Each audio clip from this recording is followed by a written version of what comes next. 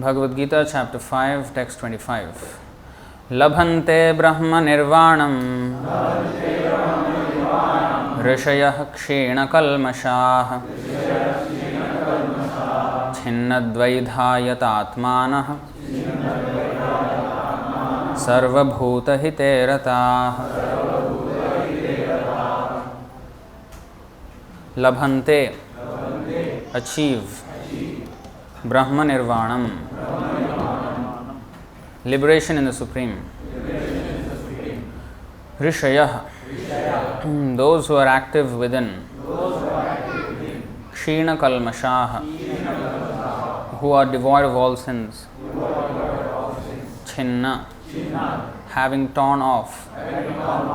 Dvaidha, duality.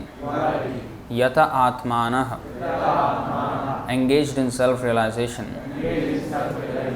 Sarvabhuta, for all living entities. Hite, in welfare work. Ratah, engaged.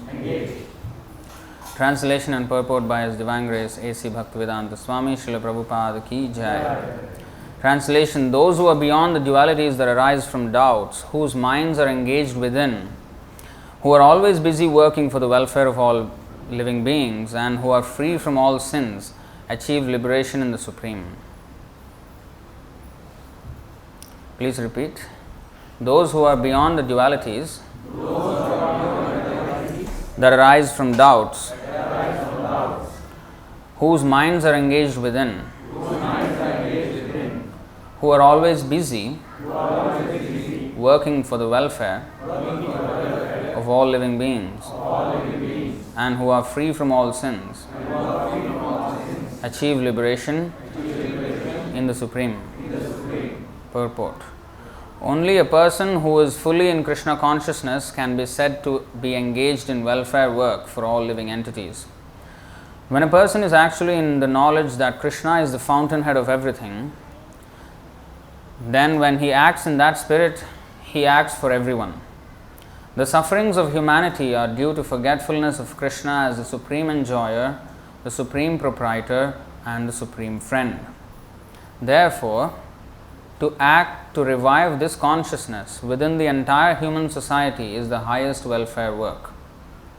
One cannot be engaged in such first-class welfare work without being liberated in the Supreme. A Krishna-conscious person has no doubt about the supremacy of Krishna. He has no doubt because he is completely freed from all sins. This is the state of divine love. A person engaged only in ministering to the physical welfare of human society cannot factually help anyone. Temporary relief of the external body and the mind is not satisfactory. The real cause of one's difficulties in the hard struggle for life may be found in one's forgetfulness of his relationship with the Supreme. When a man is fully conscious of his relationship with Krishna, he is actually a liberated soul, although he may be in the material tabernacle. So, all words are very important in this verse. Now, this topic of the theme of this shloka is the welfare work for all living beings. Now, to even come to the point of welfare, we have discussed this many times. To be able to help someone else, I should be, first of all, qualified. Like, for example, a doctor. You can't go to someone and put yourself under the knife of someone who is not qualified. So he has to be qualified enough to help anyone. So especially so in the spiritual circle, because real help means to help the soul and not the body. So before we even help others, we should first of all be situated in perfection, qualified. So that is exactly what the first line is about. Labhante Brahma Nirvanam. Now, if you see the previous verse, You see, yontah sukho yontar aramas tathantar jyotir evayah sa yogi brahma nirvanam brahma bhuto dhigacchati. We have done this class on Wednesday. One whose happiness is within, who is active and rejoices within, and whose aim is inward, is actually the perfect mystic. He is liberated in the Supreme and ultimately he attains the Supreme. So, we have explained at length what is this inward. This inward, many so-called gurus, swamis, yogis, they say, oh, you have to find peace within, inside. Inside means inside what? Inside this body? Inside this body is, if you want to cut open the body, it's even worse than what is outside. It is not very pleasant. That's why when there is some violent footage, they say this is not for the faint-hearted, graphic footage. There is a warning. Because what is inside is not at all pleasing. The body. So it's not talking about what inside the body. The soul. We're talking about the soul. And when in the heart there are two souls. One is the Atma, that we are, and the other is the Paramatma, which is the expansion of Krishna. So we have to look upon our friend actually, the Supreme Soul, Paramatma, who has been accompanying us since time immemorial. Although he has no need to do so. But he, out of mercy, he has been accompanying us and watching when we will turn back to him. In the meantime, even though we have completely neglected him for trillions of years, he has been facilitating or giving us a facility to survive in this material world, even though we have rejected him. So the real platform of happiness is understood as it is stated in the purport when we understand three things. That the Supreme Lord is the owner of everything. He is the enjoyer of everything, and he is the supreme friend of everyone. So this is based on 4 verses later, 529, and Prabhupada always referred to this shloka as the peace formula for the entire world. It's a very important verse, you should all memorize this. Bhoktaram yajna tapasam sarvaloka maheshwaram suhridam sarvabhutanam Gyatva mam shantim richati. See? 3 things. The first 3 lines are the 3 things we need to know. Bhoktaram yajnatapasam. He is the enjoyer of all sacrifices. Now we want to be the enjoyer of what we do, of what hard work we go through, or what sacrifices we go through. Or we want our family to be the enjoyer of our sacrifices. But we have to change that idea that Krishna should be the person whom we should satisfy. Why? Because he is the root of all existences. And when he is satisfied, everybody else is satisfied. When you water the root of the tree, the entire tree, every nook and corner of the tree, however big it is, will be nourished. So Krishna has to be satisfied. And Sarvaloka Maheshwaram, he is the owner. So this message has to be propagated in order to have peace. Because we think we are the owner. I am the owner of my house, or I am the owner of, collectively we think we are the owner of the country, and we protect this country from other countries. And there are, so many cold war or hot war, whatever you call it, is going on. It's all because of, it belongs to me, it belongs to me. We have drawn these boundaries. Krishna just created the whole universe with all the innumerable planets and innumerable universes also. So everything belongs to Sarva Loka Maheshwaram, not just this Loka Maheshwaram, Sarva Loka Maheshwaram. Of all planets, he is the Supreme Lord. So when we understand this, then there is no fight over proprietorship. It's already documented. Like if I have a title deed, for example, I am the owner of this land, nobody can dispute that. This Bhagavad Gita, this Vedic literature is the documentation of who is the owner, who is the enjoyer, who is actually the supreme friend, whom we should consult. The entire law book for human society. These are, legislated document since time immemorial, way before our constitutions have been written down. So he is the owner. Already it is said. Why? How can we say that we are the owner and fight over piece of land? So if everybody can be educated on this, there will be no more fights. Suhridam sarva bhutanam. He is the supreme friend. We have to understand this other aspect if we want to have peace. Because when he is a supreme friend, how is he a supreme friend? He is giving us his instruction. How we can save ourselves from all suffering. And we should heed his advice. He is a supreme friend means he is giving us advice, so this advice must be propagated to everyone. This is real welfare work. Now you may say, oh, this is not really welfare work, you can talk big time, but people are suffering there. They are not having food to eat or they don't have shelter. We have to do that first. They don't have education, they are illiterate. That's why today's verse, it's stated there very clearly.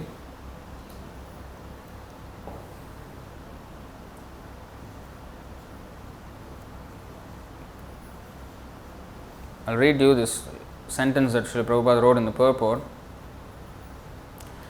The sufferings of humanity are due to forgetfulness of Krishna as the supreme enjoyer, supreme proprietor and the supreme friend. This is the only reason why people are suffering. Not because of lack of food. Why do I say that? Because the reason why somebody would actually suffer from lack of food or whatever supply is because of sinful reactions from the past. And all of that can be nullified if one becomes again obedient to the Lord. We are the children of the richest Father. Why we should be in trouble? If a young boy, he has forgotten, he has rebelled against his rich and kind father, and he has gone away and on the streets now, and he is suffering, he is now begging. So to give him some food is help, or to remind him and to counsel him to go back to his father is the real help. You can give him food one day, what about the rest of the days? Let's extrapolate that to the real lifetime of the soul, which is eternity. Even if you help in this life, maybe you have given him education and so-called whatever livelihood. They say, if you give him food, you will feed him for a day. If you teach him how to earn, he will feed him for a life. Even if you feed him for a life, what is going to happen in the next life? This is again a short-sighted solution. It's not a far-sighted solution. Because he may commit sinful activities and that will get him again into suffering. Even if one does pious activities, he is going to take birth again. The results of pious activities are that one will be born in a cultured family, or one will have 4 things. Janma, Aishwarya, Shruta, Shribhir, according to Bhagavatam. Aristocratic birth, or birth in a good family or nation. Aishwarya, to have wealth, to be born in rich family. Some people say born with a silver spoon, golden spoon or whatever. So they are born like this because of some punya they have done. Or the other is beauty, physical beauty, or intelligence. These are the signs of a pious background. Now, even if one has these things, the sufferings of birth, death, old age and disease cannot be foregone. We cannot give up. We cannot escape. These are not insurance against these sufferings. It is completely irrelevant.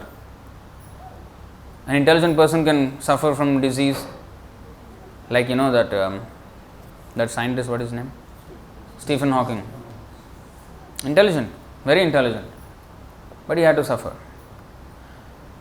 But that intelligence, he became too smart. He became atheistic. This is the problem with us. Little bit we have something, immediately we will become so proud that we will deny God also, who has given us that intelligence. And because of that denial, next life will be very dark. That we don't see. So, the real sufferings, therefore, are to remind them of Krishna consciousness. Yes, immediately sometimes, yes, they may be poor. So we can give food to them, but only prasadam, not other food. Other food is again sinful. And then once he is fed with prasadam, then also give the knowledge. That is the main thing. If he can somehow become devotee, that's it. All his suffering will be gone if he turns back to Krishna. Srila Prabhupada said, because he was traveling all over the world many times as he was preaching, and he said, I have seen all the continents and various countries. I have seen that there is enough land to produce necessaries for 10 times the world population. Easily, 70 billion can be easily fed. The problem is lack of Krishna consciousness. Unnecessarily, industrial development and ruin the planet first of all, ecological imbalance, everything. There are so many things that are going wrong because of atheism. This industrial development, this whole Ugra Karma it is called technically in Sanskrit. Horrible work. Too much endeavor for a little bit gain. And that too, the gain is, will go after some time. It's all temporary, flickering. In fact, the as they say now, the line is in this COVID vaccine issue. They say the benefits outweigh the risks. But here, in this case, in Ugra Karma, the risks far outweigh the benefits. The real thing is we have to come back to the original system. See, they say, I think I saw one caption, some kind of bio company, dealing with some kind of water, I don't know what, but they were doing, their caption was, nature is good but made better with science. I think they're too smart. I think they're way too smart. They think they're better scientists than God. That's the biggest problem. They deny Him, and that's the exact reason why they are suffering. The whole world is put into suffering because of this denial of God. Therefore, the real welfare activity is to spread this message, to remind everyone to come back to Krishna, the Supreme Personality of Godhead. So one who does that is actually doing the real welfare work. Welfare work is not just when somebody has already met with suffering and then you try to do some patchwork there. For example, there is some natural disaster and then people will go there and that's considered welfare work and millions of dollars will be donated for that cause. So why do you wait until that thing happens? The thing is, they do not know why these things happen. Oh, natural disasters are beyond our control. No, they are not beyond our control. If we do everything right. If we do everything right, they are not beyond our control. Who is governing all these natural natural supplies or the balance that we have? Is the demigods, devatas, who are much higher controllers of the universal management affairs, and they are all servants and devotees of Krishna. Suragana they are called. Sura means one who are devotees of Krishna. Asura means exactly opposite, not devotees of Krishna. They may be even devotees of demigod, devatas, but if they are not devotees of Krishna, they are asura. You will see in history, there have been, like for example, Ravan or Hiranyakashipu. They were big, they did big meditation and tapasya to satisfy greatest of demigods like Brahma and Shiva also. Still they were counted among asuras. You will never find an example where a person is a devotee of Vishnu and be called an asura. Never. Because that's the very definition of sura. One who is a devotee of Vishnu or Krishna. So, that has to be first understood. We have to become asura. So, they will give us, these demigods, they will give us these disturbances when there is too much of sin accumulated. Then these things happen. So, but the scientists or the philosophers, they are busy making money, they have no time to understand. They don't value even the instructions of Bhagavad Gita, Krishna. And they don't take necessary steps, and they commit sinful activities without limit. And one day these are going to blow up like a volcano. The pressure of sin will build up and just explode. And then we will have problems. And then, all welfare, Red Cross, Blue Cross, Yellow Cross, everything will come. Why there should be a cross? There should be a tick. that is possible when ours is preventive welfare. Even before anything happens, do everything right and nothing wrong will actually happen. So there are three kinds of miseries: adhyatmik, adhibhautik, adhidaivik. Three sources of misery. So one is miseries caused by ourselves. Like if I trip on my own leg and fall, who's to be blamed? I am to be blamed. Or if my, bite my own tongue, I am the problem. Or if I do something stupid, like sometimes people do these stunts. Sometimes they go on very high buildings and take selfie. Don't know what to do with their lives. Such a valuable life. They go to this Burj Khalifa, and then they go to the highest point and then take a selfie from there and then do all. They don't know what to do with their lives. So this is complete lack of understanding of the importance of life. So we have to understand where actually we need to employ our human intelligence. You see? So our human intelligence should be not to imitate animals like monkeys climb up buildings or trees. We have to advance in our Krishna consciousness. That is the actual aim of human life. Who am I? That questioning can be done by a human being. Animal cannot do that. So we should start with that, and then not just question wildly. And answers are here. Krishna, that's why he is called Suhridam Sarvabhutanam. He is a friend of everyone. He is giving us advice. A friend, as I say, a friend in need is a friend we are in need always. He is providing for our material needs, and also he is giving us advice for our spiritual needs, which is our real need. Our body is like a cage, and we are like the bird inside the cage.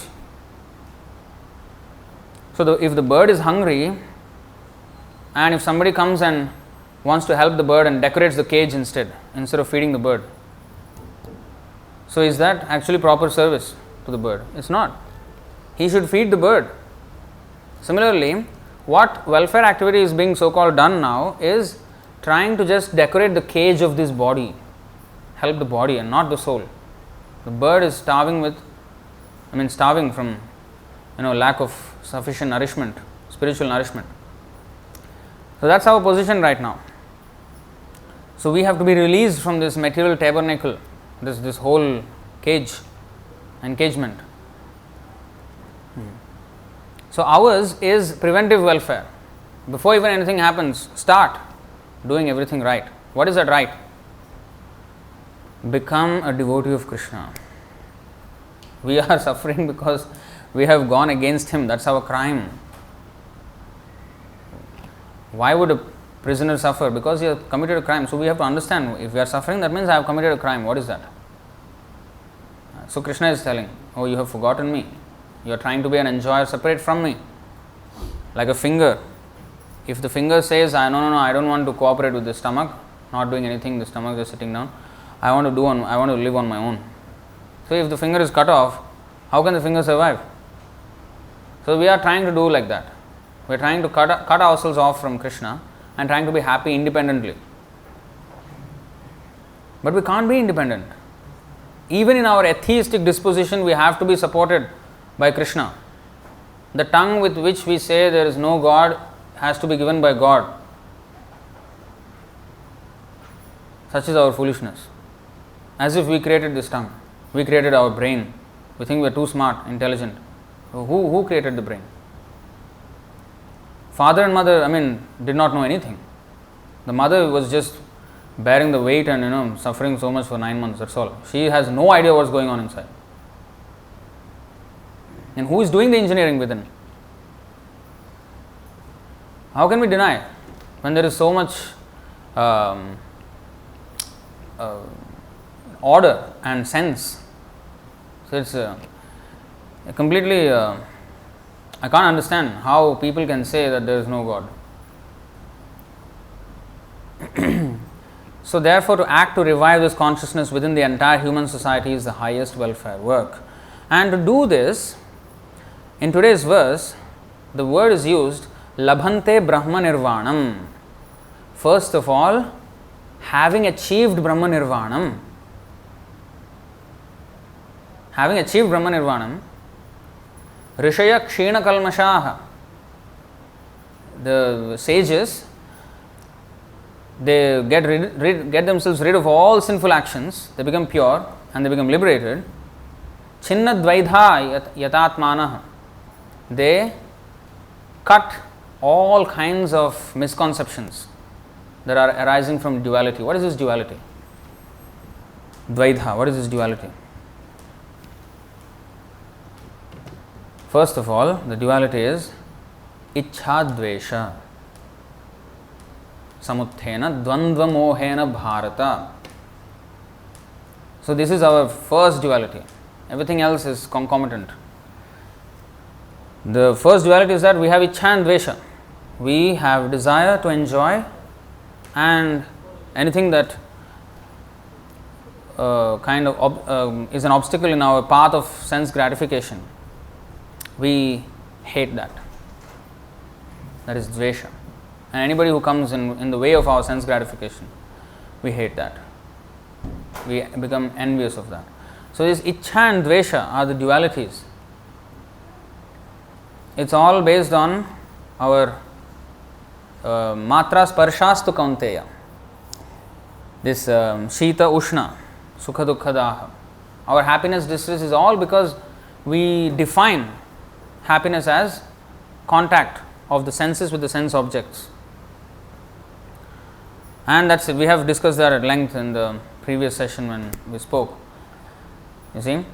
So, our definition of what is actually happiness should change from the advice of Bhagavad Gita, and that definition is that if Krishna is happy, then everybody can be happy.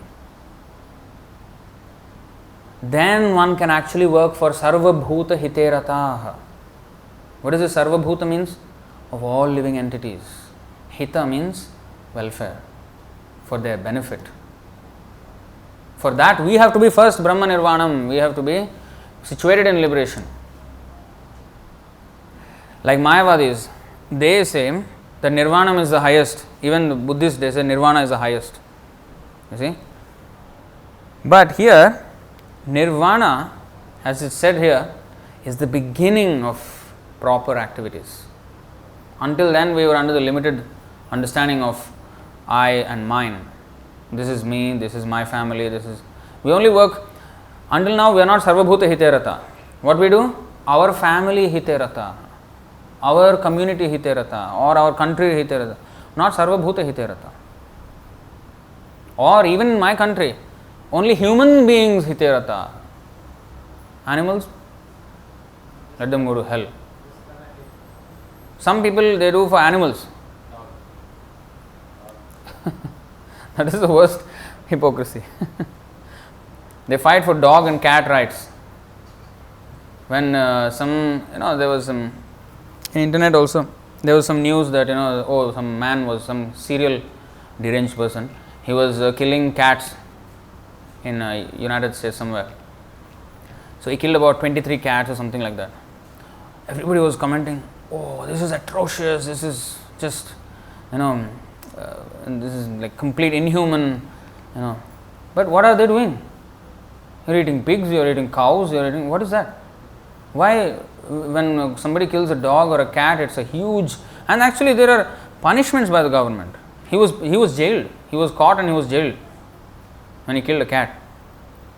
And every day there is killing of so many animals and birds, no jailing, no imprisonment, nothing. They've lost complete sense, no brains at all. There is a logic to that. You know what is the logic? Because I want dogs and cats as my pets, therefore, if somebody kills dogs and cats, therefore he should be jailed. Because I think so. This is my sense gratification. That is their logic. Otherwise, there is no logic there. This is the foolishness of the materialists. So, sarva bhuta hite rataha means one who does good for everyone. Sarve jana sukhino bhavantu. This is our Vedic culture. Everyone must be happy. And when we say everyone, sarva bhuta, not sarva human beings. We are not humanitarian movement. Humanitarian is a very narrow movement. We are for all living entities. Because Krishna says, Sarvayonishu kaunteya aham bija pradah pita. Of all species I am the father.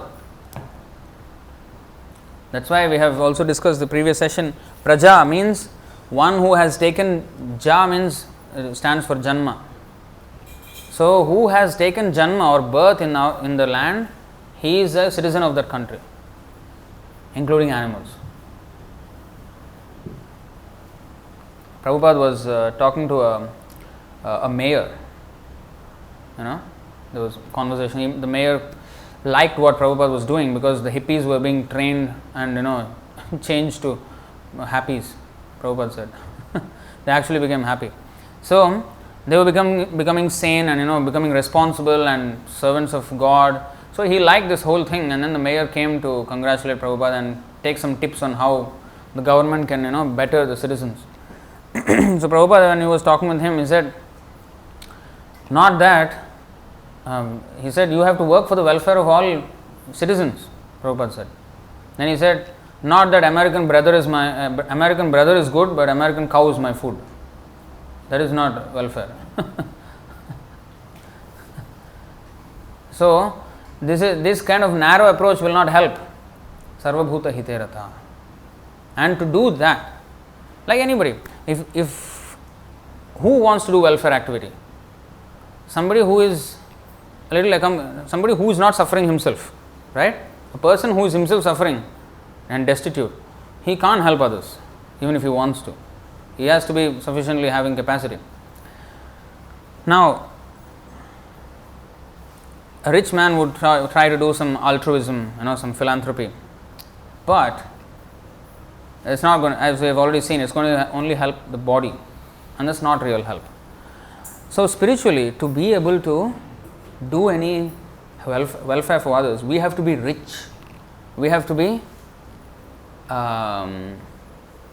full with rich means not the money wise. Money is a medium, yes, that is also required, but rich in realization, Krishna consciousness, that richness, that is actual riches. One who is Krishna conscious. So he has to be, what is the richness here? Labhante Brahma Nirvanam. He is to be situated in liberation. His life is situated in liberation. Then his sinful activities have gone. Because if I have sinful action or reaction, I will not even be interested in this spiritual subject. There is this verse, 7 chapter 28th verse. Clearly says, Yesham tu antagatam papam jananam punya karmanam te dvandva moha nirmukta bhajante mam dridhavrataha. Persons who have acted piously in previous lives and in this life, and whose sinful actions are completely eradicated, are freed from the dualities of delusion, and they engage themselves in my service with determination. If somebody is not purified from previous birth, doesn't matter. If he comes to chant Hare Krishna, then he becomes purified. Then he will be interested in spiritual life. That's why our format in these programs is we have Kirtan first and then the class. Because the Kirtan purifies our consciousness. It makes us, it brings forth a conducive atmosphere for us to learn about this subject of Krishna consciousness. And if it is too heavy, then there is prasadam later. So we are sandwiching the class in between Kirtan and Prasadam so that you go home happy. So this is a simple process of Krishna consciousness. As like Prabhupada said, sometimes people may not be able to digest philosophy, but they will definitely digest Prasadam. So even if it was difficult a little bit here, the other one will compensate. Either way, we are becoming purified by chanting, by hearing, by taking Krishna Prasadam, by associating with devotees. In this way, we are getting purified. This is the whole program. So this has to be instituted everywhere. There is another conversation with another mayor. No, actually, he was a police superintendent. I think that conversation is actually there in the Science of Self-Realization book. There, Prabhupada was talking about these government servants. They always try to be secular and not promote any religion per se. And he was actually, there's a kind of a video also for that conversation, and he was asking, can you give us some hints? That mayor was police superintendent was asking, can you give us some hints on how to do some good for the citizens, because we are seeing so many drug addicts and so many delinquents or crimes. How can we stop this? Do you have any ideas? Prabhupada said, yeah, that's what we do. That's what we do here. So you give us facility to chant everywhere. So, and we will distribute prasadam, we will chant, we will discuss some nice philosophy, and everyone will become, you have to know, you don't have to spend any money for crime prevention or this, here also we have narcotics, what is it, anti-narcotics department, bureau.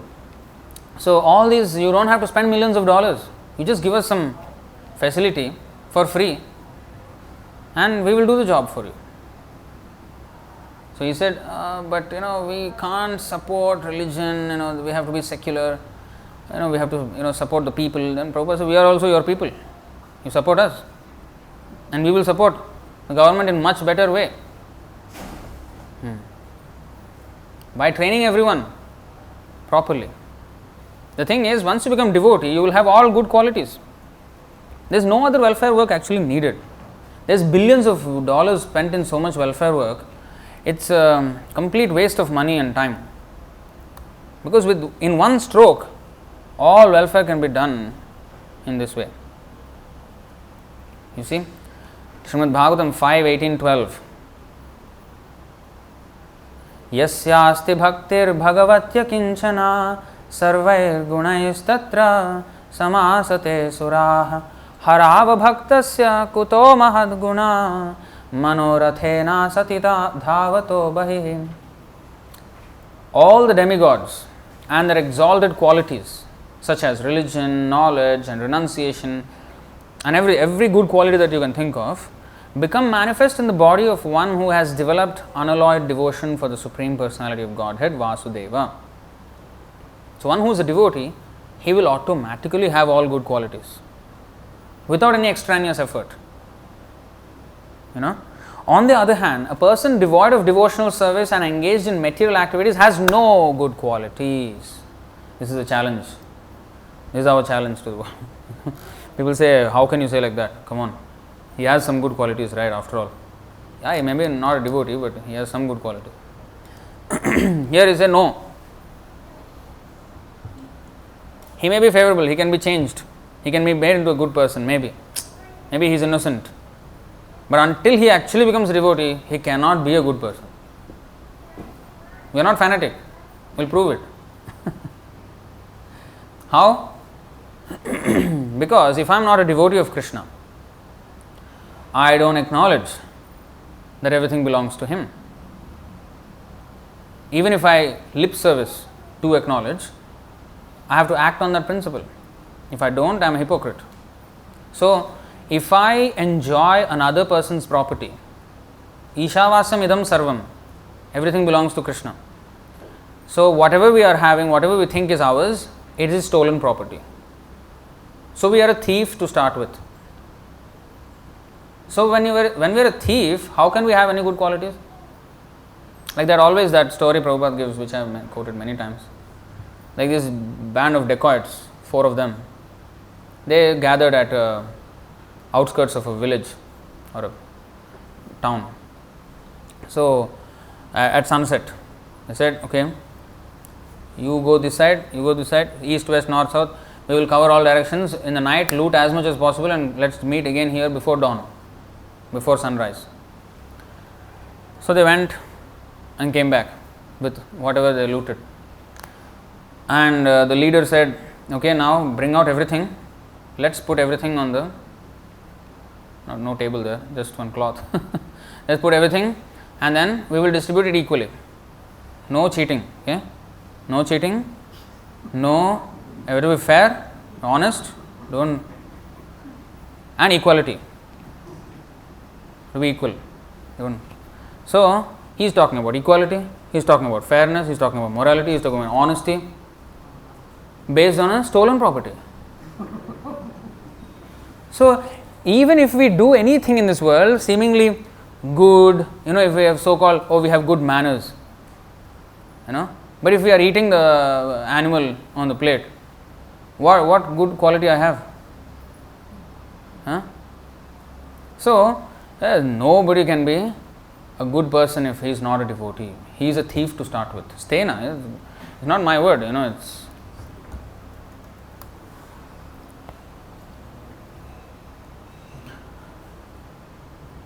इष्टान् भोगान् हि वो देवा दास्यन्ते यज्ञभाविताः तैर्दत्तान् प्रदायैभ्यो यो भुङ्क्ते स्तेन एव सः. Stena means thief. This is stena, thief. Who is thief? In charge of the various necessities of life, the demigods, being satisfied by the performance of yajna, sacrifice, will supply all necessities to you. But he who enjoys such gifts without offering them to the demigods in return is certainly a thief. Of course, demigods means they are just agents of Krishna. So this yajna also, performance of yajna for Kali Yuga is Sankirtan yajna. Actually the demigods are not satisfied when you worship them. Out of duty they will give you whatever you want. They don't like it. Because any devotee won't like if he is worshipped as God. If somebody worships you, oh you are God, I'll put, you will like it? Some rascals, narcissists will like it, who are actually posing themselves as God. They will like it. But any sane man wouldn't like it.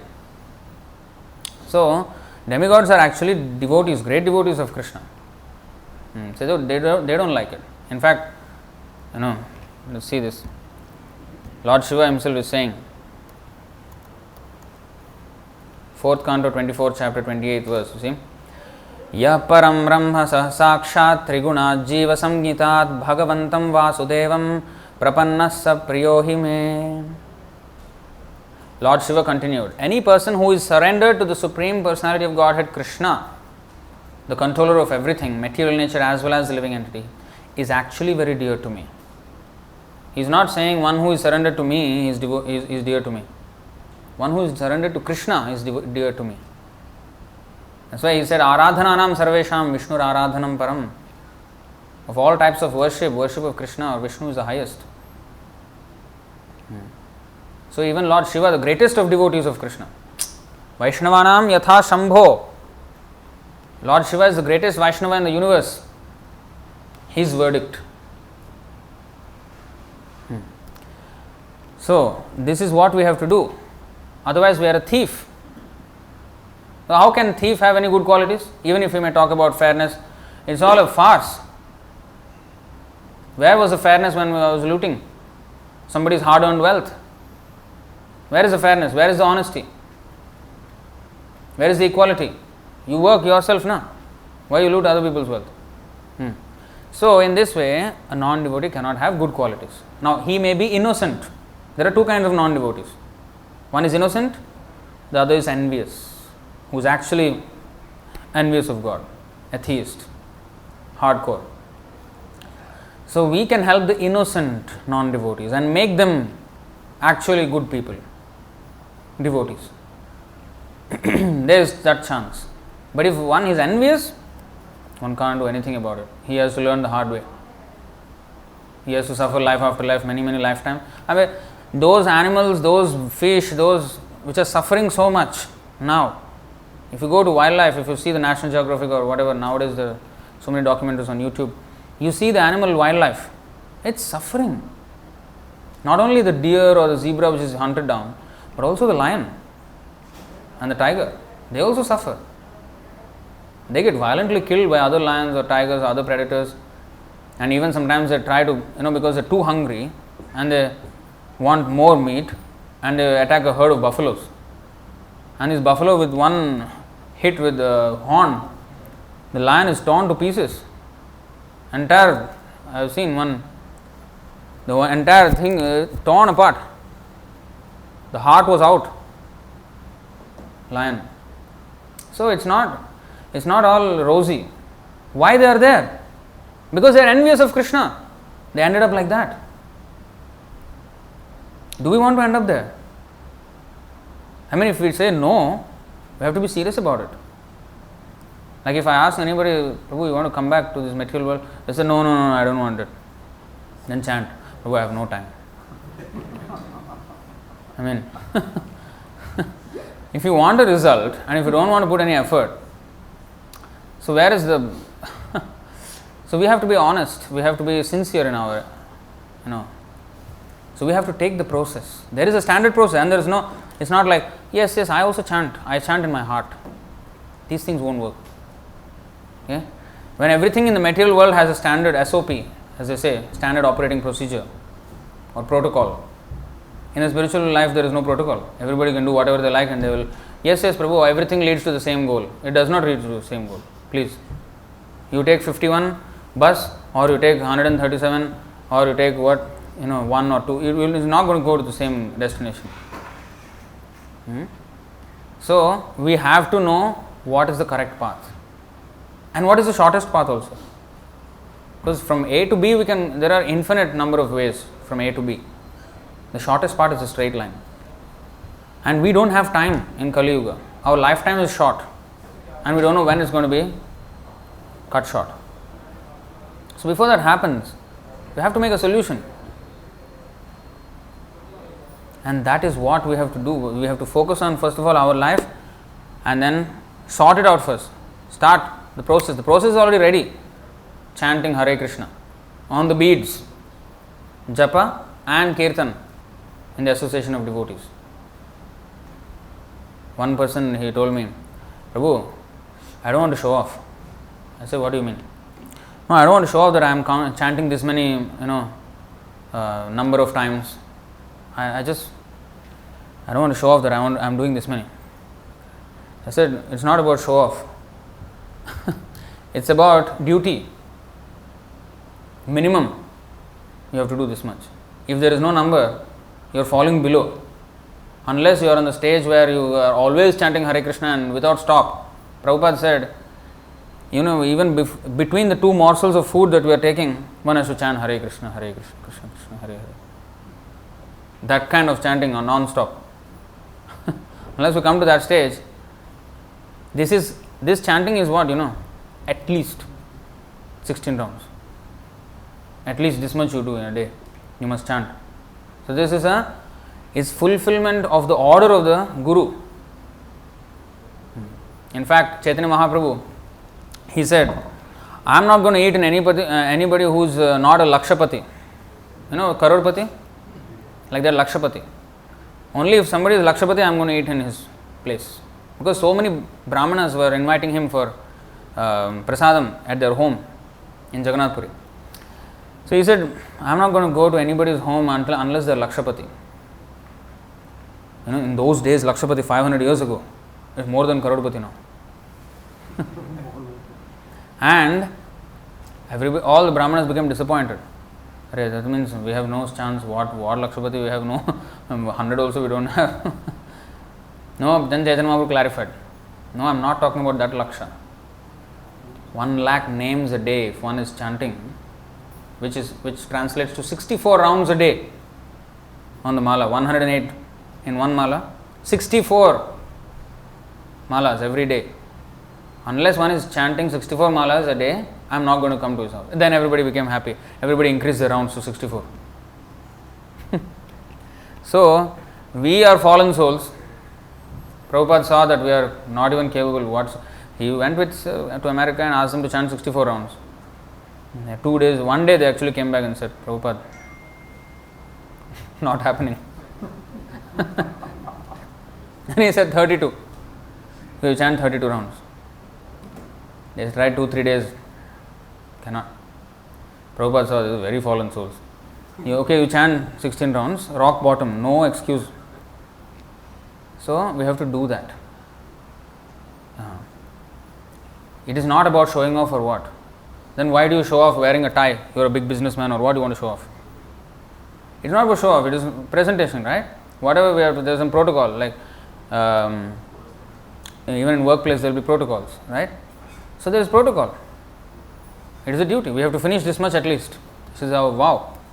And when we are chanting, then we can, cut off all distractions, chant. So like that, we have to engage. First of all, chanting, and then reading. Otherwise, we are not going to be convinced. Today, one lecture, half an hour, 1 hour, we will hear something. Okay, nice, Prabhu, very nice. See you next week. That's it. Gone, forgotten. We have to remind ourselves all of this every single moment of our lives. Right? So, every day we have to hear. Because if we are not hearing from Krishna, we are hearing from Maya. Because our ears are always open. Like mouth you can close, eyes you can close, nose you cannot close, ears you cannot close. Nose we have to detect, no, prasadam is there or not. But ears we can't close. So if Krishna Katha is not going inside, Maya Katha is going inside. Gramya Katha. And that is our problem. And when it goes inside, Gramya Katha, what is Gramya Katha? Gossip. House stories. So these are all, full of materialistic thoughts. Like some of you are working, so there will be colleagues who will say many things. Or nowadays, no need of anybody. You can sit in a room and then have your, Instagram, Facebook, YouTube. You can have so much Gramya Katha going on. So with all that going on, we are being preached to by those. And like some are youngsters, they may be going to schools. So there are classmates, especially in the teenage, peer pressure is very strong. Oh, he is doing, I also must do. Otherwise I will not fit in. Why you want to fit in? You stand out, no? Be outstanding. And teach them also how to be outstanding. You be the trendsetter. Why you have to follow the trend? But set the proper trend. Ask them to chant. Introduce somehow Krishna consciousness. So we have to be strong enough to do that. We have to be first of all convinced. The problem is, when we are not convinced, then we will think, oh, what people will think of me. Why do you worry what they think of you? Let them think, no? How is it going to help or jeopardize you? You just do what you have to do. When you are confident, and then you can preach to others. That's why it is called here Labhante Brahma Nirvanam. They are situated in Brahma Nirvanam, and then they can do Sarva Bhuta Hite Rata. We have to be first of all ourselves not only convinced, we have to be following also. That story where the yogi, this mother, she had this small son who was like about 9 to 10 years old, but he had developed this habit of drinking tea. So she wanted him to stop. No, it's not good for you. So please stop this. He was not listening. So she thought somebody else, some sadhu kind of person tells him, then he will listen. So somebody told her that that hill, at the top of the hill there is this sadhu. Many people are going to him. So you also go and get some. I think he will listen maybe. So she went. Walking up the hill and met the sadhu, and she asked. Sadhu asked, what you want? So she said, no, I have a problem. My son is always drinking tea. Can you ask him to stop, please? And sadhu thought for a while. Said, you come back next week. Then Okay, she said. They came down the hill. Next week they again went up. So the sadhu said to the boy, "Boy, don't drink tea anymore, okay?" He said, "Okay."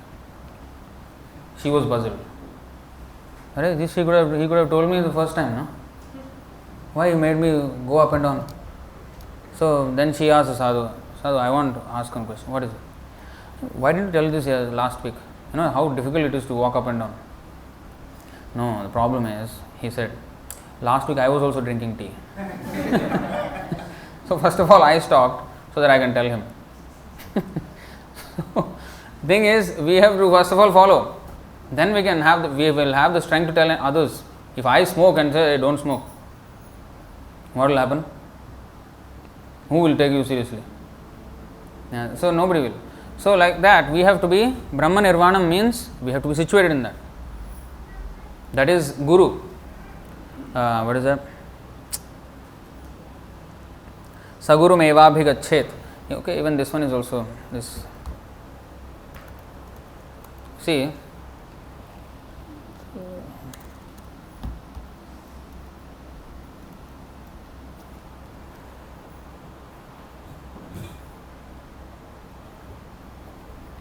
तस्मात् गुरुं प्रपद्येत जिज्ञासु श्रेय उत्तमं शाब्दे परे च निष्णातं ब्रह्मण्युपशमाश्रयम्.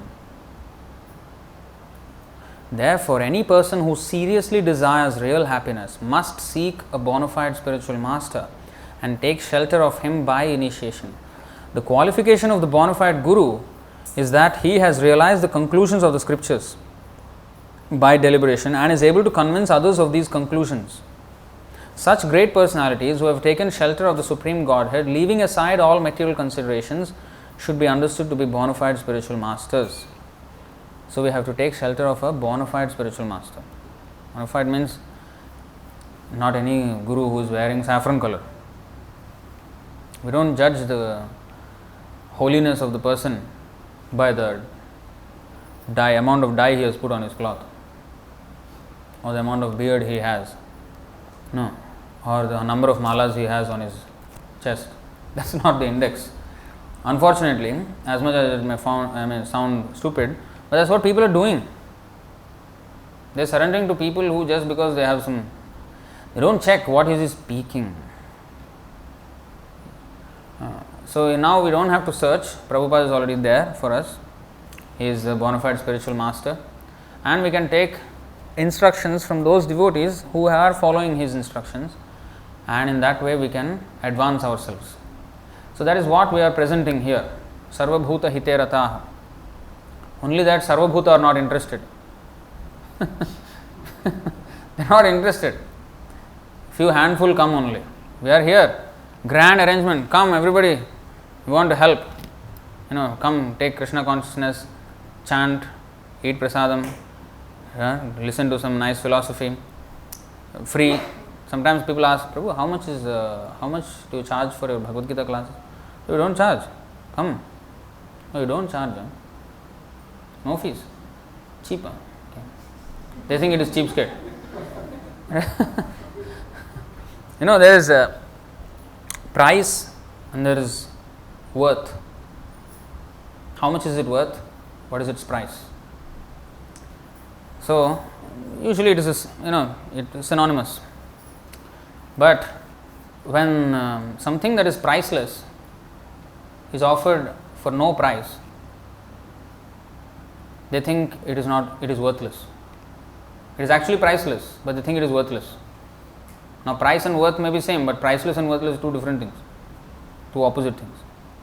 So they rather pay thousands of dollars and attain go to some course or something, or counseling session or something like that. Life coach. Nowadays life coaches are everywhere. His life is already messed up. I know. A few people. I don't know how they became life coach. Their lives are so messed up. I don't want to name them, but they used to come here. One lady used to come. She's the one who, I don't want to judge, but this is what happened. So she ruined her marriage by having an extramarital affair. and the husband still gave her chance, and she was still living and in the house of the husband, even though he knew what happened. She did it with another man, and still he gave her chance, and she still did not learn anything, and then she divorced him, and then now she's a life coach. She's now a life coach. How is that possible? Just like 2 months ago, you did a horrible thing in your life. First of all, you need coaching yourself. And how can you become a life coach and help others? Like this, there are so many people, their own lives are messed up. So, and people pay them. One of the most hilarious, there are so many exhibitions, fairs, trade fairs that go on, 3 days, 4 days, or sometimes a week. So one of these fairs that we go, usually these fairs we also have our stall there, and we sell our books and everything. And one of these fairs, nowadays of course pandemic ruled out, but before that.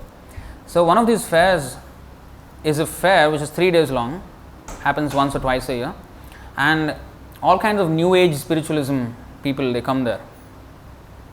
All kinds of tantric or some shaman something or some weird stuff.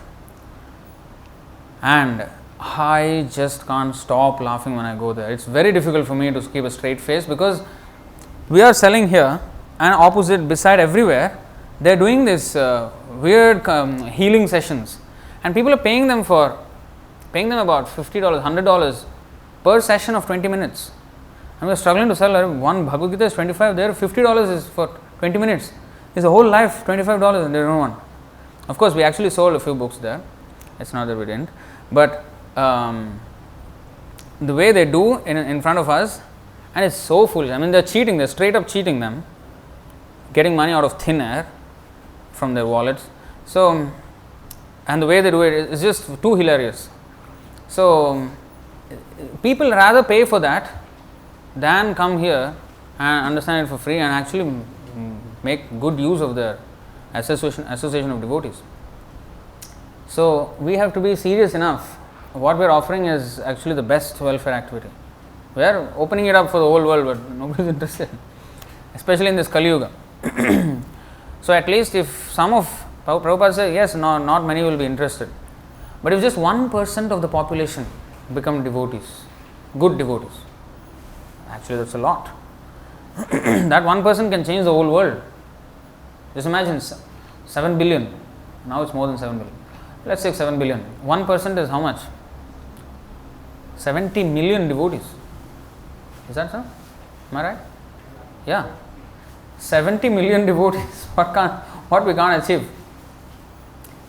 Like, basically, that one person has to guide another 100 persons. The whole world is guided. Like here, some of you are sitting. So, in this way, if one person can do, that's it. So, 1% is necessary, the cream. So, if they fall on track, then a whole world will fall on track and everybody will be happy. And that's how Sarvabhuta Hiterata can be done. Chaitanya Mahaprabhu said, Bharata bhumite manushya janma hoila jar, janma sarthak kari karo paropakar. Indian's job is this. Indian's job is not IT engineer. Sorry, but Indian's job is that we have to do welfare, paropakar, sarvabhuta hiterata. Chaitanya Mahaprabhu especially gave it to Indians. Indians are looking for job, right? Chaitanya Mahaprabhu has given them job. Many unemployment is going on. Many people after graduate they are sweeping streets, riding auto rickshaw. No, there is full job there, here, full vacancy. So much vacancy we have. That we have to do paropakar, help others. India's job is this. We have the entire knowledge, culture, everything. So we have to first take seriously. India, the whole Indian population is 1 billion already. That's way more than 1% of the world. That's like 14% of the world. So, Prabhupada said, I am one Indian. Prabhupada said like this. Of course, he is a pure devotee. But he said, I am one Indian. With one Indian's efforts, so much change can happen. So many people can be benefited. If all Indian take up, how much benefit there will be for the world? Chaitanya Mahaprabhu said, Bharata bhumite manusya janma hoile jar janma sarthak kori.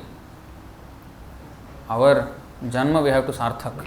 We have to perfect our lives. By what? Krishna consciousness. And karo paropakar. Help others achieve this self-realization. Brahma Nirvanam. And once they get convinced, they get introduced, then they will automatically share with others. This is how it should be done. Jai Shri Shri Radha Madan Mohan ki Jai. So these facilities are there. So kindly participate. Participate, not only participate, you become a medium to help others. Like, don't come here as a guest, come here as a host and bring some guests and help others. Of course, once you are, fixed up, then you can do that. Until then, yes, you can come and learn.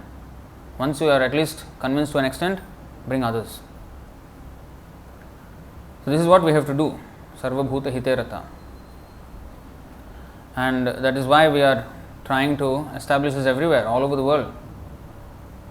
Not only for Indians, this is not a Hindu movement. That's why it is here. It is there, Hindu hiterata, Hindutva hiterata. No, Hindutva is another nonsense movement. Creating hatred towards others, that is not our. In fact, it is,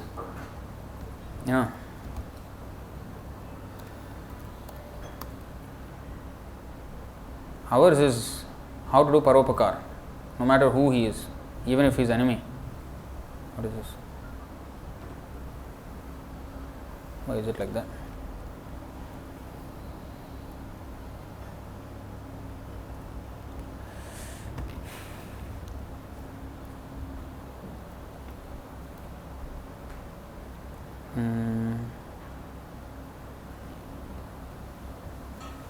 I have to close this, looks like. Just give me a second. So we are not here for Hindutva or any cause like that. All living entities. Once there was this incident where Bhaktisiddhanta Saraswati Thakur, who is the spiritual master of Srila Prabhupada, this software is, okay. So he was approached by the Subhash Chandra Bose. Subhash Chandra Bose was fighting for Indian cause, Indian independence. So he approached Bhaktisiddhanta Saraswati Thakur and said, hey, you have this Gaudiya Math, you have so many devotees under you, 64 branches you have all over India. You have many men under you who are working, hundreds, thousands. So why don't you give some of the men for the independence cause? Bhaktisiddhanta Saraswati Thakur, because it's not a spiritual cause at all. Now people may have sentiments, oh, he is a great patriot, this and that. Patriotism is not highly valued in our Vedic culture. Not. As much as Indians is proud to be Indian and all these things. This patriotism is not. Because when you are a patriot, you have to fight with somebody else. You may love your country, but what about Sarva Bhuta? Forgotten that. So this political agenda is not very much. In fact, one who has this kind of political agenda is compared to an animal, ass. Not my word. Krishna says, Go Kharaha. One who is Bhaumajyadhi. Bhaumajyadhi means one who worships the land of his birth. Is an ass, according to Bhagavatam. And Krishna's personal words. Krishna spoke those words. So, this Subhash Chandra Bose came and Bhaktisiddhanta Saraswati Thakur said, see, my men, you look at them. Every second day they are fasting. Some appearance day, some disappearance day. In fact, now we only follow until Jagannath Das Babaji. 5 Acharyas, Prabhupada, Bhaktisiddhanta, Gaur Kishore Das Babaji, Bhaktivinoda Thakur, Jagannath Das Babaji. Until his appearance and disappearance, we follow. And course Chaitanya Mahaprabhu and some important incarnations. But in Gaudiya Math, Bhaktisiddhanta Saraswati Thakur's rule, every single Acharya we have to follow. And if you go and see the Vaishnava calendar, now there is an app actually, that one, Vaishnava calendar. Every other day there is a appearance or disappearance day or this and that. Half day fasting. Prabhupada, he said, look at them. They are so lean and thin, just bones only. What these people can fight for the country? Forget it. You leave those people alone. They are not fit enough to fight for country. You go and find somewhere else. He politely told him. Not like this exactly, but a little bit more politely. So, this is how he just did not give him much importance. Now, of course, a freedom fighter would say, this is, you see, not practical. They are just... But actually, what they are doing is a real welfare work. In fact, Srila Prabhupada, when he first met Bhaktisiddhanta Saraswati Thakur, 1922, that meeting, immediately, the first meeting, Srila Bhaktisiddhanta Saraswati Thakur said, you know English, that is very good. Now you preach this message of Chaitanya Mahaprabhu to the English-speaking world. He said. Then Prabhupada, at that time he was a householder, grahastha, with children and family. And he told him, that is very nice that you have asked me to do this, but now India is not independent, because 1922, remember, way before independence. And he said, India is not independent, so nobody would actually listen to what we have to say. So first we have to fight for independence. Once we get independence, then people will value what we say. Bhaktisiddhanta Saraswati Thakur corrected him. No. This movement is not dependent on any of these things. It's completely apratihata. He quoted that verse. Ahaitu ki apratihata. Nothing can check the progress of this movement if we dedicate ourselves to the cause. There is nothing that can check this movement. So it is not dependent on any other external condition. Preach now. So that was the instruction. That means Krishna consciousness is not dependent on any other situation or condition. Or if only this happens, then we can preach more nicely. No. If we preach, then the condition will become better. In fact, it's the other way around. Why the condition is not good? Because preaching is not going on. People are fighting.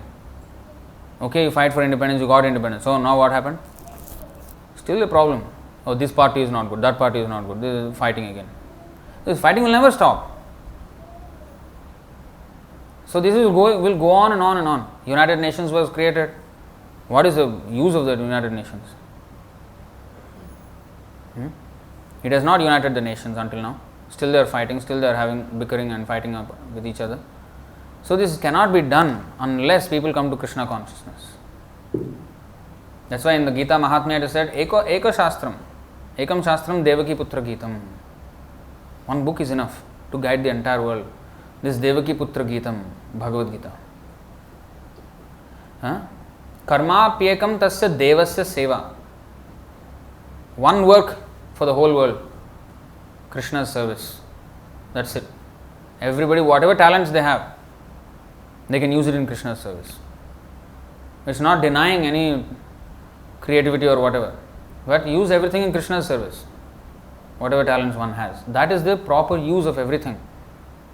So we have to channel everything towards that cause of preaching Krishna consciousness. So there are 4 ways, broadly categorized. Pranair arthair dhiya vacha. Shreya acharanam sada.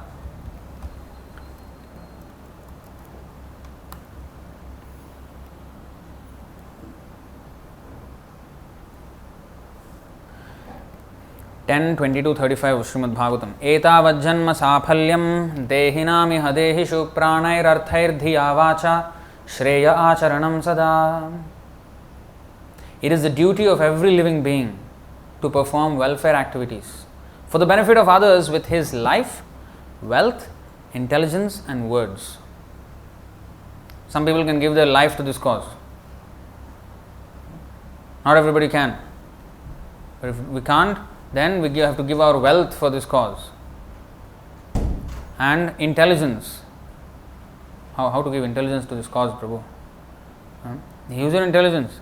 If you have some connections, talk to them. Something, make somehow or other expand. And vacha. If one cannot do anything, words. Yare dekha tare kaha Krishna upadesh. Whomever you meet, speak to him about Krishna, enlighten him about Krishna. If I am not convinced enough, give him one book. In the meantime, I also must get convinced. But I can give the book, let Prabhupada convince him. Actually, even if I am convinced also, the whole point is to give him the book. Because Prabhupada is the one who can actually guide perfectly everyone.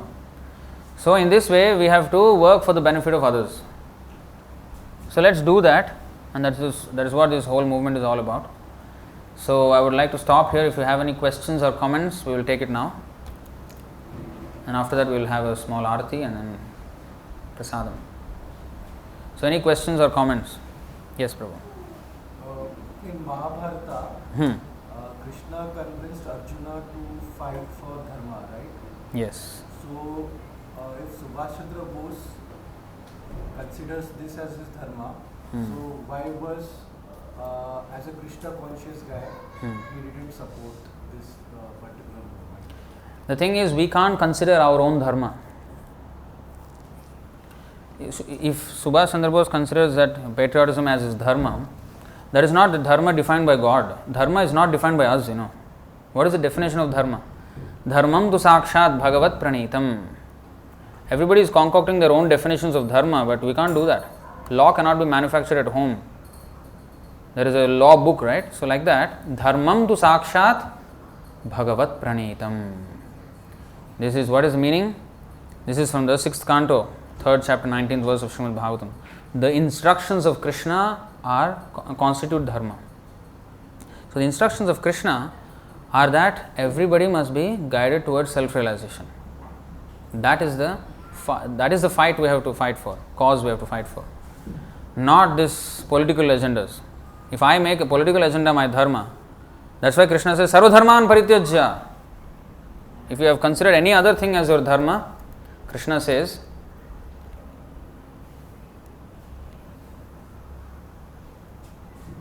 Sarva dharman parityajya. Give up all kind of dharma. Mam ekam sharanam vraja. Aham tvam sarva papebhyo mokshayishyami masucha. Abandon all varieties of religion and just surrender unto me. I shall deliver you from all sinful reactions. Do not fear. You see? If anything else we thought as our religion, our dharma, he said, give up everything else. This surrender to me is the real religion. He surrendered to the country.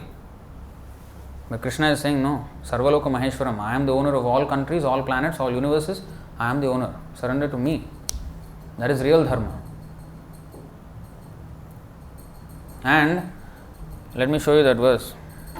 Krishna himself says his patriotism is, the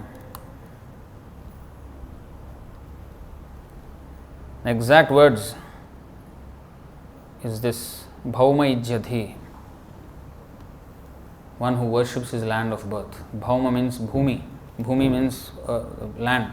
Ijya means worship. One who has the mentality, dhi means the mentality. One who has the mentality of worshipping his own land, he is saeva gokharaha. He is an animal, a cow or an ass. See, khara, ass. One who identifies himself as the inert body composed of mucus, bile and air. If we think we are this body, first thing. Or who assumes his wife and family are permanently his own. He is another.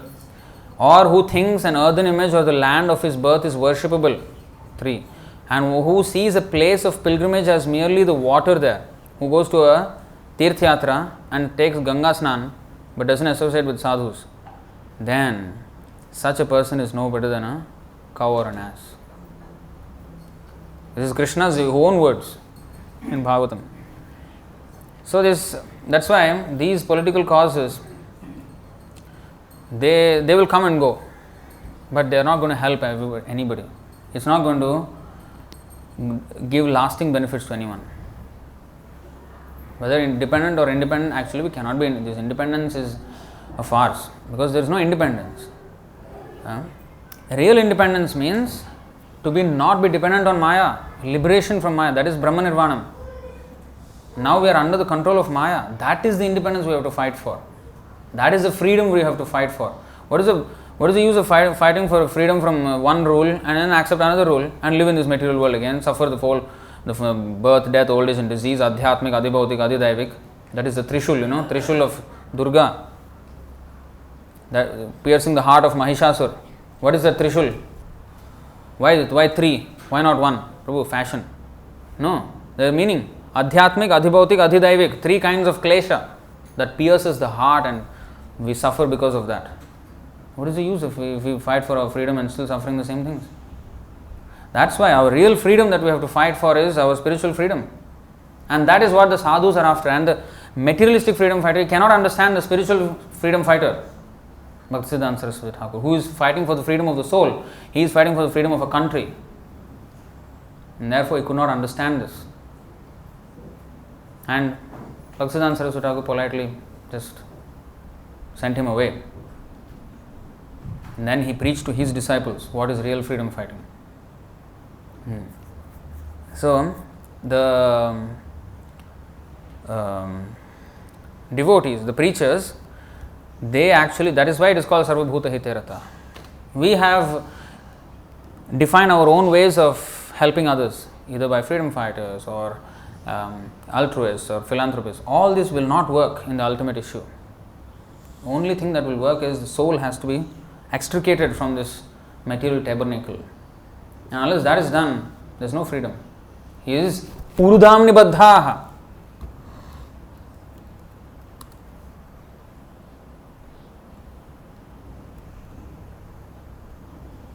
You see?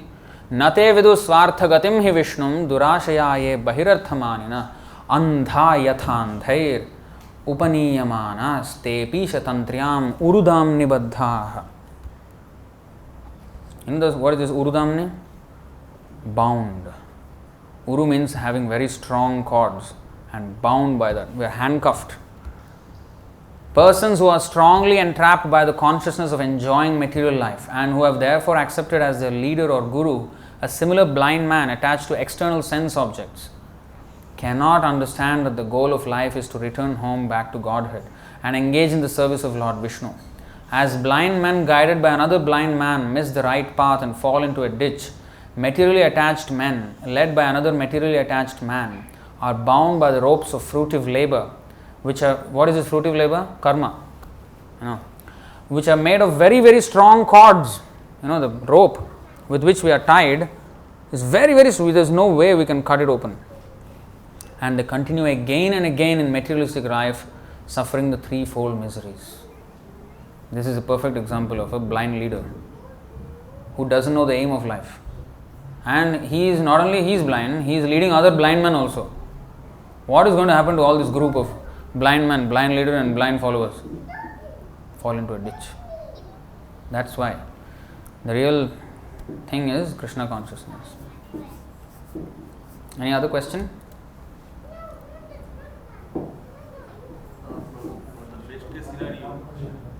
One second. On the best case scenario, suppose all the human beings go back to Godhead, then there will be no human in the world, right? It's good, no? If there is no prisoners in the prison, it is good, no? If the prison is empty, it is a good sign or a bad sign? In the spiritual world, that is our original world, original home. We were supposed to be there. We are in the prison house of this world now. And suppose everybody becomes Krishna conscious and this world becomes empty, that's good, no? That's the whole point. But it's not going to happen. If human beings go away, then the animals, they will again, next life, the soul in the animal body, they will take into. Not everybody will become Krishna conscious. But if it does happen, and that's what a Vaishnava wants to see. Vasudev Datta, he is a great devotee and devotee of Chaitanya Mahaprabhu. He said, Chaitanya Mahaprabhu, please, you transfer all the path of every single soul in the universe to me and take them back to Vaikuntha. I can't see them suffering. It's too much for me to tolerate, to see them all suffering. Let me suffer for all their path, for eternity, let me suffer here. Let them all go back. Then Chaitanya Mahaprabhu said, even if the entire universe is made empty, this universe is like one mustard seed in a bag of mustard seeds. And there are countless number of universes. and they all living entities are there. So this one, if you take out one mustard seed from a huge sack of mustard seeds, it's not going to make any difference. So for the Lord, even if one entire universe is delivered, there are millions others. So we don't need to worry about what if everybody become Krishna conscious. Actually, the whole world will become peaceful. This world itself will become Vaikuntha. This world will become Vaikuntha. There will be no more misery. Prabhupada, there's footage also like that. He was sitting on the Rath, Jagannath Rath Yatra cart, and he was giving the speech. If everybody can become Krishna conscious, then the whole world will become peaceful. There will be no more misery. Vaikuntha. If everybody is being helped, why we should worry? What is the purpose of this world? This world was created to rectify us. And if we do become rectified, that's the best case scenario. Prabhu,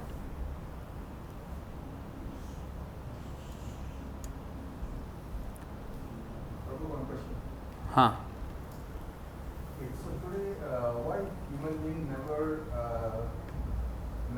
cannot see the God, because everything is hidden? And where is God now? Where is God now? He is everywhere. Why he is hidden? Because we closed our eyes. Here, 725. नाहं प्रकाश सर्वस्य योगमाया समावृतः मूढ़ोऽयं नाभिजानाति लोको मामजम् अव्ययम्. I am never manifest to the foolish and unintelligent. For them I am covered by my internal potency, and therefore they do not know that I am unborn and inexhaustible. This is why we can't see, because we are foolish. So he reserves the right not to show himself. That incident where Prahlad Maharaj and Narsimhadev, Hiranyakashipu was there, and Hiranyakashipu asked, because Hiranyakashipu was such a great accomplished yogi, that all the demigods couldn't defeat him. He defeated Indra, everybody. But when he was trying to kill his child who was 5 years old, because he was a devotee of Narayana, he could not. And he asked that boy, where are you getting your power from? The boy said, I am getting the power from the same person as you are getting the power from, Krishna. You talk so much about Krishna. Where is your Krishna? Why can't I see him? He challenged. Where is he? Tell me, where is he? He said, he is everywhere. Really? He is everywhere? Then there was this palace, the pillar, big pillar. So, okay, tell me, is he in this pillar? Then Prahlad Maharaj saw, yes, he is there in the pillar. And then Hiranyakashipu broke the pillar. He punched the pillar so hard, the pillar cracked, and Narsimhadev came out from there. Now, Narsimhadev did not come because Hiranyakashipu challenged. He came because Prahlad Maharaj said he is there. So to fulfill Prahlad Maharaj's words, because devotee, he came. You see? And he of course killed Hiranyakashipu. The thing is, we have to become qualified. Today that is the problem. Nobody is there to show him like that. No, there is. That's what we are doing. What our process is to, if you follow this process, you can see God. And whom you are seeing here is Krishna only. He has, because we can't see him now, he has come in a form which we can see. That is the deity, Archamurti. Because we can only see dull things like stone or wood, or we can't see even Atma. What to speak of Paramatma? We don't even know how to see the Atma, right? We can't even see ourselves. So we all know we have a mind. Can we see our mind? Can we see our intelligence? We can't. And the soul is even finer than that, and Paramatma is even finer than that. So we are not able to see. So to facilitate our devotional service, he is coming in front of us as the Archa Vigraha, so that we can actually see him. So that is what this Archamurti is. And when we become qualified, Premanjana Churita Bhakti Vilochanena Santas Sadaiva Hridayeshu Vilokayanti Yam Shyama Sundaram Achintya Gunaswarupam Govindamadi Purusham Tamaham Bhajami. I worship Govinda, the primeval Lord, who is Shyam Sundar, Krishna himself, with inconceivable, innumerable attributes, whom the pure devotees see. Who can see him? The pure devotees. Premanjana Churita. When they have love for the Lord, they can see the Lord. Whom the pure devotees see in their heart of hearts with the eye of devotion tinged with the salve of love. Now Srila Prabhupada gave us the process how to see him. You see, what we are doing here, if we become submissive to Krishna by becoming his devotee, by chanting his name, eating only Krishna Prasadam, hearing about him, his instruction, trying to follow his instruction. In this way, once we become devotee, yes, then he will show himself. But if we try to challenge him, that why he can't come before us, then he will never come before you. So there is a process. Just like I can't ask the boss to, hey, come before me, I want to see you. Can the boss tell that to his staff, or the staff can tell that to the boss? The boss can tell that to the staff. If the boss tells you come here, the staff must come. If the staff says, hey boss, you come here, he says you get fired, you get lost. Not only come here, never you can see me, now forget your pink slip, you go. So that's what is going to happen. So we have to become submissive. So we can't expect the Lord to become submissive. He will not become submissive. If we are adamant, he can be 100 and million times more adamant than us. Nobody can measure his adamancy. So we have to become submissive. And then, you know how wonderful the Lord is? He will, when we become submissive, he becomes more submissive than us. You see here this picture. Krishna became driver, a chauffeur for Arjuna. And Arjuna in the battlefield, when you have to say left, right, you can't say because it's way too noisy. Everybody, we're dying every second. Elephants are, trumpeting, horses are, shouting. Everybody, weapons clashing. What you can hear? How is going to tell the driver? That time there is no, you can't sit down in the, behind seat like taxi and say, okay, turn right here, turn left. No. And he's not GPS. He wants to shoot this way, then he has to ask the driver to change direction. How is he going to do that? He is going to kick on the shoulder, tap with his foot on the right shoulder, then he has to turn right. Because the charioteer is actually not like this exactly. He is on a platform below and an archer is on the higher platform and is shooting.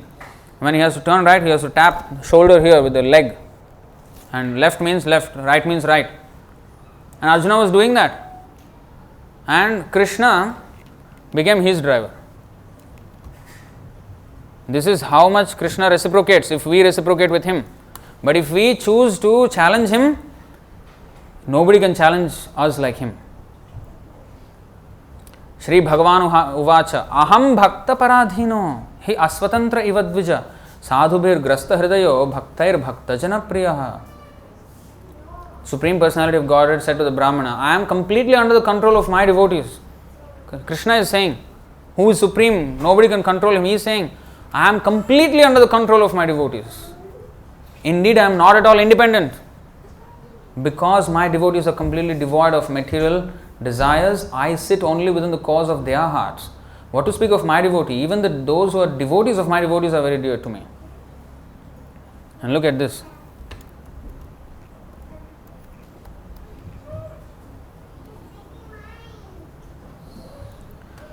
Sarathya parashada sevana sakhya dautya virasananugamanasthavana pranaman snigdheshu pandushu jagat pranatim cha vishnur bhaktim karoti nirpatis charanaravinde. Maharaj Parikshit heard, Maharaj Parikshit is the grandson of Arjuna. He heard that out of his causeless mercy, Lord Krishna or Vishnu, who is universally obeyed, that means everybody obeys him, but he rendered all kinds of service to the malleable sons of Pandu, the Pandavas, by accepting posts ranging from a chariot driver to president to messenger, friend, night watchman, etc., according to the will of the Pandavas, obeying them like a servant and offering obeisances like one younger in years. When he heard this, Maharaj Parikshit became overwhelmed with devotion to the lotus feet of the Lord. How kind the Lord is. You see? When we become submissive to him, malleable, snigdheshu pandushu, means malleable, means we become malleable to the will of the Lord The Lord will become malleable to the desire of the devotee. What is malleable? Not rigid, the opposite of rigid. We become malleable to the will of the Lord. So that's what we should do. And then everything will be on track. Alright, so I think we'll stop it there. It's already quite late. Oh, there is some actually questions. Somebody is asking, if we associate by only reading and hearing of devotees, why do we need Vani? No, Prabhupada's books, that is reading, that is Vani, no? That is the instruction. So, and follow, practically follow. That's where the association of devotees comes. But the entire knowledge is based on Srila Prabhupada's books. That is very important. Okay, I think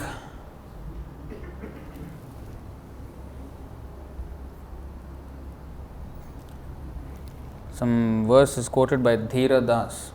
Annadanam param danam vidyadanam matah param annena kshanika trupti yavat jivancha vidyaya. Giving food to a person is a great deed, but giving vidya, education, is even better. The satisfaction obtained from food is momentary, but that obtained from vidya lasts a lifetime. You know what is this vidya? Krishna consciousness, not the material education. Real education is Krishna consciousness. Alright, I think we'll stop here. Bhagavad Gita ki jai, Srila Prabhupada ki jai, Nitai Gaur Premanande.